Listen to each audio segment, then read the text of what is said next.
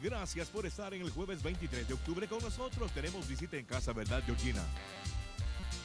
Francisco, y vamos a hablar con nuestros amigos de la Defensoría del Consumidor. Usted sabe que este espacio para que nosotros nos informemos hasta dónde la responsabilidad de nosotros llega y también dónde parte también la de las empresas. Y es por eso que esta mañana está con nosotros, como siempre, Jocelyn Mejía de la Defensoría del Consumidor. Bienvenida, ¿cómo está? Muy bien, Georgina, feliz de estar nuevamente acá compartiendo con ustedes y con los consumidores. Y el tema que vamos a tratar me encanta porque vamos a hablar de los famosos contratos que se renuevan automáticamente. Esto se presenta mucho en las líneas telefónicas, que de pronto uno pues no lleva mucho la cuenta de cuántos meses pues ya van pagados, y de pronto cuando uno dice, bueno, este servicio ya no me funciona, lo quiero cambiar, resulta que me acaban de renovar el contrato. Exacto, la Ley de Protección del Consumidor establece específicamente el derecho de los consumidores a que sus contratos no sean renovados de forma automática, es decir, es una prohibición específica en la ley que está considerada tanto como práctica abusiva y cláusula abusiva. ¿Qué significa esto? Bueno, pues que básicamente todos los consumidores tienen derecho a que el proveedor respete el plazo determinado por el cual se obligó en principio, y pues que ellos, una vez que se haya cumplido ese plazo, no lo renueven sin que el consumidor lo exprese por escrito, sin que haya una manifestación de voluntad de parte del consumidor. Es decir, que lo ideal, Jocelyn, es que nosotros deberíamos recibir por lo menos una notificación donde nos digan que se va a vencer ya pronto nuestro contrato y que se nos ofrece una renovación, pero a veces esto no pasa. Es muy importante lo que acabas de decir, Georgina. ¿Por qué? Porque el derecho a no renovarse automáticamente los contratos es un derecho que ya existía en la ley. Sin embargo, con las reformas a la Ley de Protección al Consumidor se incluyó también un nuevo derecho que se denomina darse de baja del servicio. El derecho a darse de baja permite que se garantice el cumplimiento del derecho a la no renovación automática, porque obliga al proveedor a que con 30 días de anticipación al vencimiento del plazo obligatorio el proveedor consulte. No establece si puede hacer la consulta por escrito, vía telefónica, vía correo, claro. El medio no lo establece. Sin embargo, la obligación persiste de que el proveedor debe consultar y dejar constancia de ello al consumidor si desea o no continuar con el servicio. Okay. Es en ese momento en el que el consumidor tiene que decidir si renueva el contrato, si lo termina o si incluso decide contratar con condiciones totalmente diferentes, no mantener las que originalmente se pactaron. Porque eso pasa también, Jocelyn, a veces se está por vencer nuestros contratos y en cuanto a servicio como que cambia la mecánica entre el que teníamos y el que vamos a adquirir, pero no te lo dicen, solamente te dicen, mire, quiere renovar su contrato, pero no te dicen muchos proveedores, pero van a tener estos cambios y esto y esto. Exacto. ¿Qué pasa con eso? En esos casos específicamente lo que ocurre es una innovación, es decir, que cambian por completo una o más condiciones de las originalmente pactadas. Entonces no lo llamamos renovación. Ahí ya no es renovación automática, ahí es un cambio de condiciones. Entonces debe haber una firma de un documento que establezca las nuevas condiciones, ¿verdad? Entonces hay que estar muy alerta de esto, y me gustaría aclarar también un punto muy específico, y es que, como decíamos, el derecho a darse de baja, que va relacionado a la no renovación automática de contratos, establece que debe notificarse con 30 días de anticipación al consumidor consultando si se renueva o no.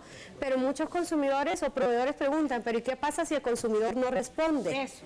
Entonces, cuando el consumidor no responde, ahí entra a jugar nuevamente el derecho a la no renovación automática. No importa si el consumidor contesta o no contesta la consulta, el proveedor tiene la obligación de dar por cancelado el contrato, porque al no haber una manifestación expresa de parte del consumidor de continuar, pues entonces si él continúa prestando el servicio, caería ante una infracción al otro derecho. Y eso le quiero preguntar, porque muchas veces, y pasa mucho en eso de las líneas telefónicas, uno se le acaba el contrato y por el trabajo, por el tiempo que a veces no tenemos, Jocelyn, de pronto se nos notifica o no se nos notifica y de pronto empezamos nosotros a seguir utilizando el servicio, el proveedor activa la renovación, nosotros no nos damos cuenta, pero hay un momento en que dice, bueno, voy a ir a ver cuánto tiempo me hace falta para terminar supuestamente el contrato.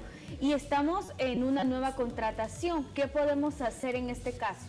Bueno, específicamente, y uno de los efectos que se pretenden evitar con estos dos derechos es la realización de cobros indebidos o cargos no autorizados por un servicio que yo no decidí renovar, ¿verdad? No obstante, muchas veces, como decimos, el consumidor sigue pagando el servicio porque sigue recibiéndolo. Sin embargo, el consumidor podría en cualquier momento presentar una reclamación para dejar por terminada la prestación de servicios actual que está siendo brindada fuera del contrato y por ende el proveedor en ese caso, al no haber un contrato renovado, tendría que dejar a un lado la cláusula normalmente que se establece de pago por penalidad por terminación anticipada del contrato. Entonces, en esos casos no aplica que el proveedor cobre por anticipado, por terminación anticipada del contrato, e incluso los cargos que se efectúen fuera del plazo contractual, incluso por la prestación del servicio, podrían considerarse,